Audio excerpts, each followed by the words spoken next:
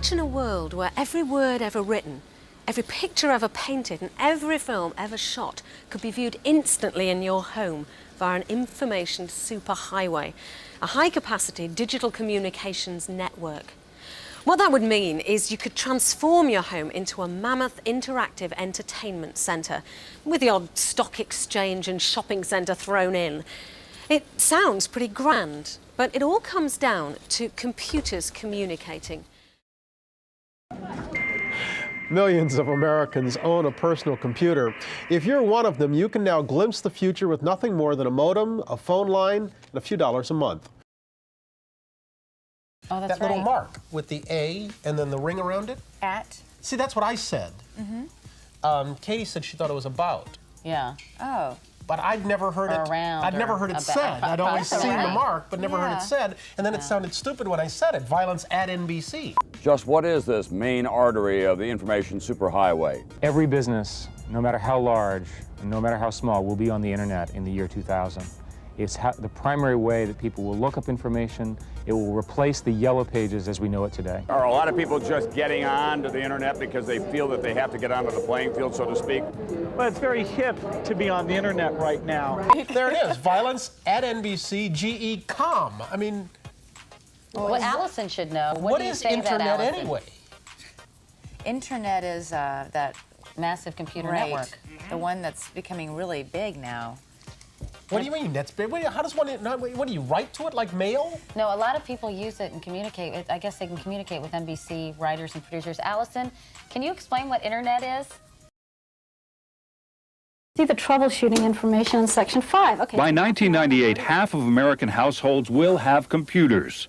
Jamie Gold swears she'll have crossed the Great Divide by then. How the hell do you do this? Swears a lot, in I want fact. to kill and what I don't Reed want to Galen, kill. CBS News, Los Angeles.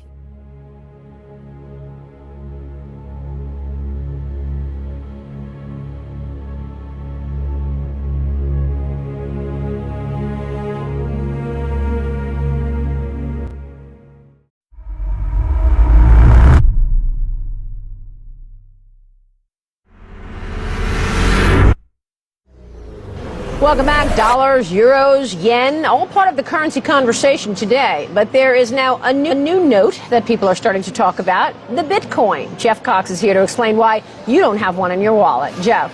Well, Maria, you confiscate a few $1 billion out of private bank accounts and you print a couple $1 trillion, and all of a sudden, you know what happens? People start to worry. So out of this worry, we have something called the Bitcoin. Now, what's the Bitcoin? Bitcoin is an electronic online digital currency, was created about 3 years ago, kind of flew under the radar. Now it's starting to actually gain some traction.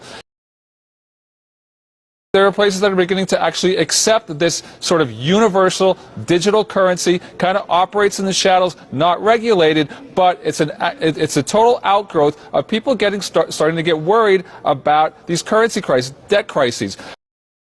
We want to weigh the pros and cons of this Bitcoin story. Joining me right now is David Barrett. He heads Expensify, a digital expense report company, which started using Bitcoins last week. He says Bitcoins are the way of the future because they're fast, secure, and free. Michael Pinto, though, of Pinto Portfolio Strategy, is warning about the dangers of using electronic money. Michael, you first. Why do you believe there are risks in using Bitcoins? Well, when you think about money, first I have to give Bitcoin creators credit. At least they know enough not to trust fiat money that's controlled by our government. But they're trying to reinvent the wheel, and they've come up with a flat tire.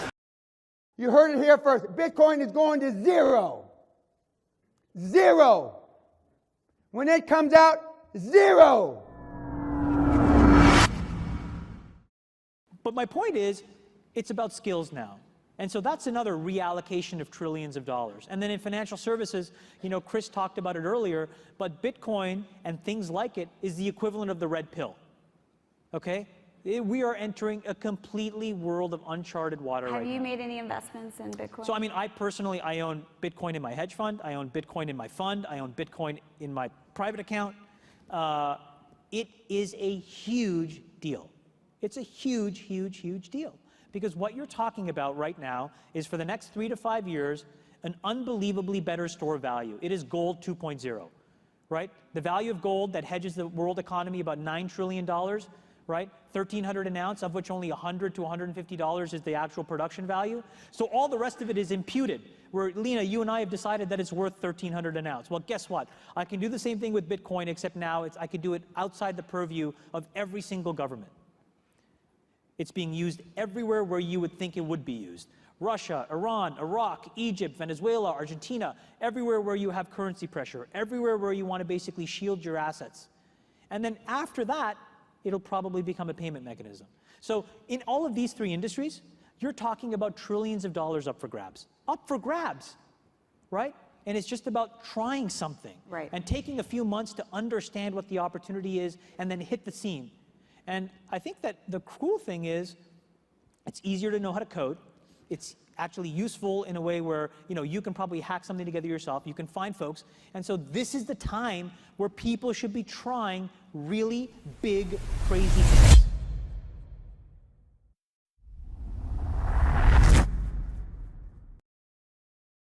All right, Chamath, we don't have that much time left. Let's talk rocket ships. First, Bitcoin.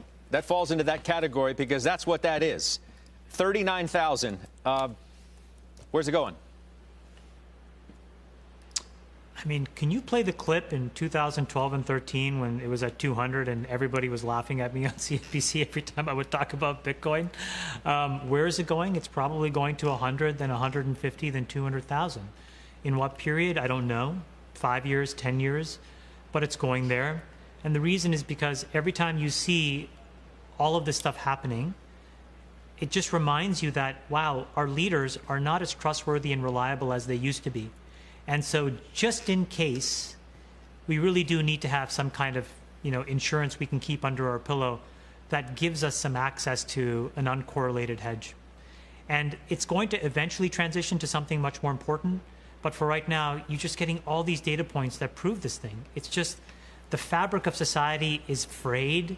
And until we figure out how to make it better, it's time to just have a little schmuck insurance on the side. And everybody's running in. It's just an incredible thing. I could never have imagined.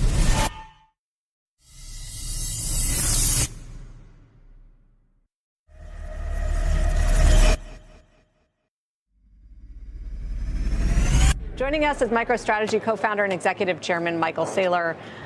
Well, you're the guest of the moment. So is there a limit to how much Bitcoin you're going to acquire? No, I've said we'll just keep buying the top forever. Every day is a good day to buy Bitcoin. We look at it as cyber Manhattan. I would have bought Manhattan 100 years ago, 200 years ago, every year for the past 300 years. You pay a little bit more than the person that bought Manhattan before you, but it's always a good investment to invest in the economic capital of the free world.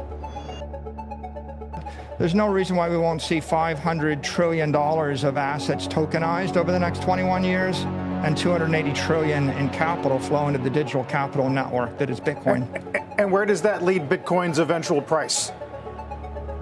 My 21-year forecast is for Bitcoin to appreciate about 29% a year, ARR, to $13 million a coin by the year 2045.